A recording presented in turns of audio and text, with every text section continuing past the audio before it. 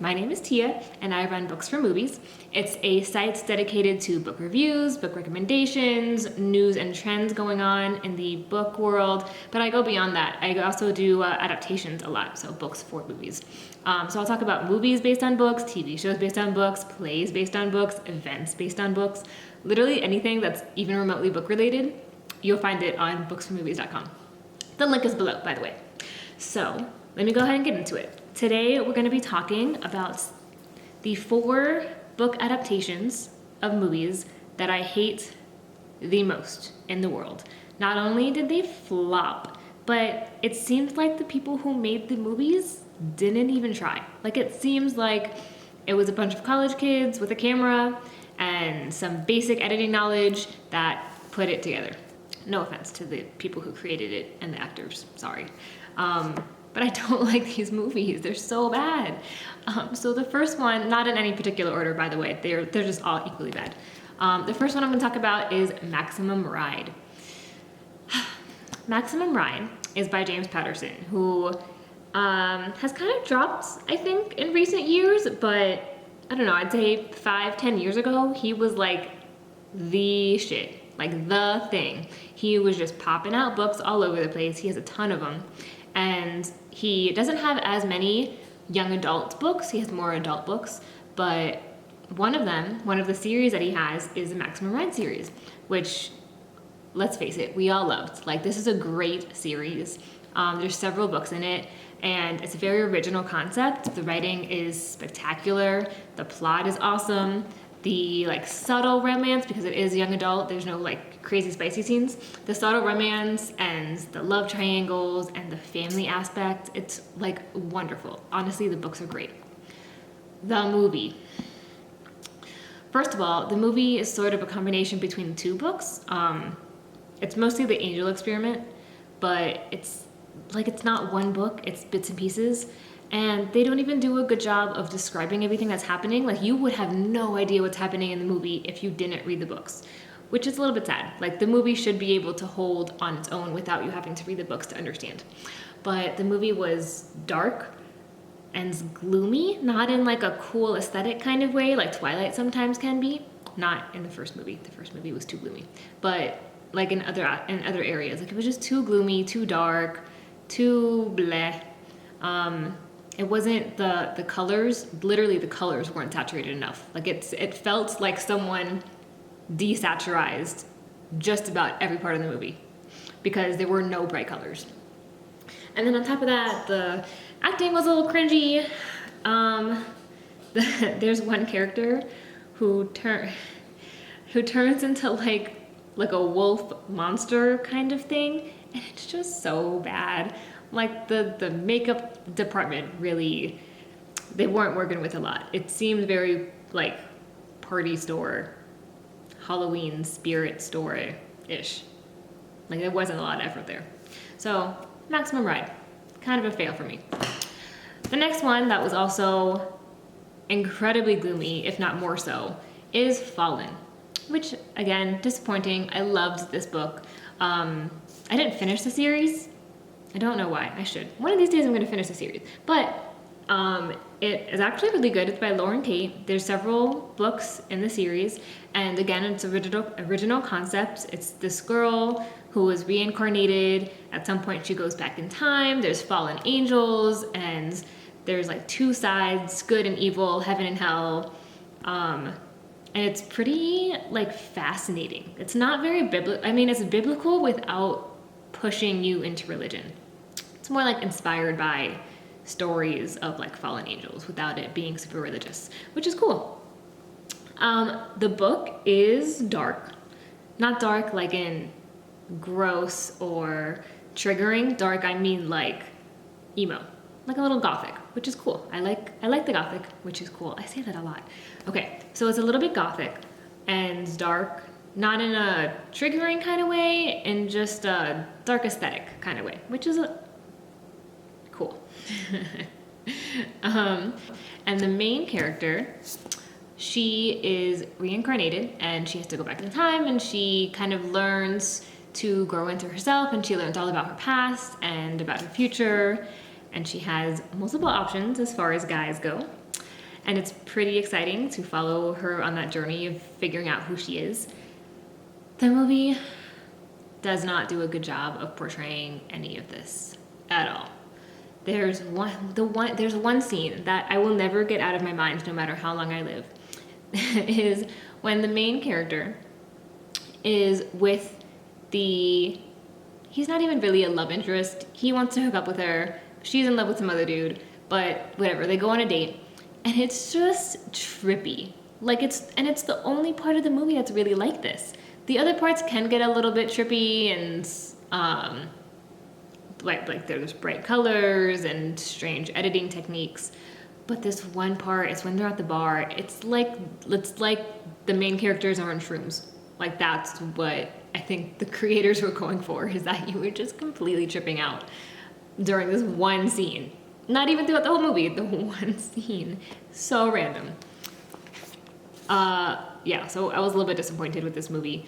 It didn't do a good job of portraying the connection between the main characters, the three main characters especially. It didn't do a good job of telling the backstory of the main character, and it didn't really tell us like what she's going through and her struggles and her future. And of course, because it flopped so badly, there was no second movie. And I think since we're at this junction where we are recreating, not me, when movie producers are recreating old stories, like we're creating all sorts of stuff. Vampire Academy, which I'll talk about next, is recreated already. Disney recreates stuff all the time. There's the new Hocus Pocus. Like we're bringing back old stuff. So let's bring back Fallen and do it right. And I think it'll be really, really great the next time. So I loved this book when I was younger, when I was like a teenager. It's a standalone, and it's about wolves. The main character is Vivian. And again, kind of a love triangle situation. She falls in love with a human, but she is destined, not by her choice, she's destined to get with the alpha wolf, the pack leader of her little group. And of course, there's like a whole like Romeo and Juliet, you can't be with him, you have to be with somebody else, and loyalty issues, and blah, blah, blah, blah. The movie took a lot of liberties, which is fine, but I think if you're gonna take that many liberties, then the movie really better be great and stand on its own without anyone even needing to read the book. Like I said with the book I was just talking about, whatever, Maximum Red. So the movie was fine on its own. Like, I don't have any big major complaints.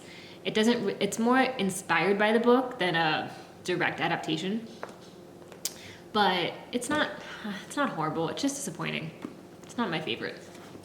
Now, the last one we're gonna talk about, Vampire Academy.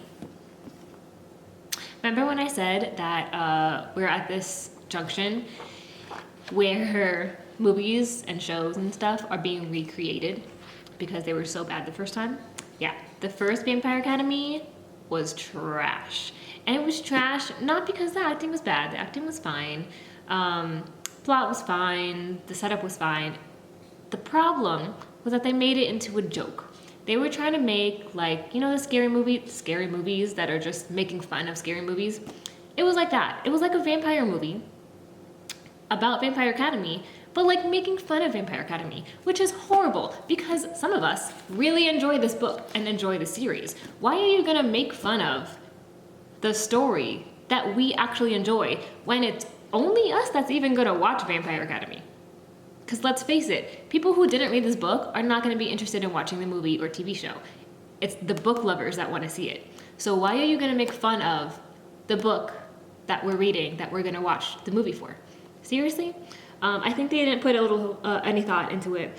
And I wish that they had communicated somehow with the fans on Instagram, TikTok, Facebook, Pinterest, YouTube, all of these platforms that movie makers or Rochelle Mead, the author, could have just tweeted and been like, do you want this to be a comedy or romance or dark? Like, she could have just tweeted out and been like, how do you want this movie made? Do you know how many people would have jumped up and said, don't make this a comedy? Anyway, there was no foresight. So the first movie flopped. However, a new TV series just came out, which is so much better, and it makes me very happy. I'm not going to go into detail because I'm going to go into detail about the adaptation for the TV series in another episode. Am I doing episodes now? So I'm not going to go into detail, but the TV show is more inspired by the book than an actual like scene to scene, line to line, character to character adaptation. So if you read the book and you want to see the TV show, don't expect it to be exactly the same. It's not a direct mirror. It's more influenced by Vampire Academy than being like a mirror image or mirror TV show of it. So the one thing I'm going to say about Vampire Academy, the TV show, is that you guys need to give it a chance. Don't watch it expecting it to be exactly the same. Watch it as if it's its own thing, and you will love it so much. It took me the first episode to get over my issues and my expectations of it being a literal adaptation, but once I got past like my own wall and my own barriers, I love the TV show. I love the diversity, the characters. I just kind of love everything about it. My one and only, two. I have two issues. One is gonna be the graphics, the CGI. There's like the Strigoi, the evil vampires. They're just a little cheesy. Not what I expected. I think they should have stayed true to what was in the book and having the Strigoi look human-esque, because the point is that like if the vampires, if the Dampiers, if Rose were to go and kill a Strigoi, she would pause because they would look so human and so normal. But in the TV show, they don't look human or normal at all. They look crazy. So that's my one issue. And then second issue is I don't feel a real connection between Rose and Dimitri, which is a shame because they're supposed to have this crazy, like sexy romance, and they don't in the TV show. Like, I'm sorry guys, you just don't have a connection, which is, I hope you go into it, and I hope they make a second season because it's really good. At the moment it's on Peacock, and a new episode airs every Thursday. And I hope this TV series continues. I really do, because I enjoy it very much. And I think you guys will enjoy it too if you don't expect it to be literally the book in TV form. Like, just watch it as if it's its own thing, not based on a book, and you will love it. And that's it for today. That's my rants. Thanks for listening, guys. I put the link to the blog below, and then also a link to Vampire Academy, which I'll talk about in more depth in another episode. Okay, that's everything. Thanks, guys. See you later.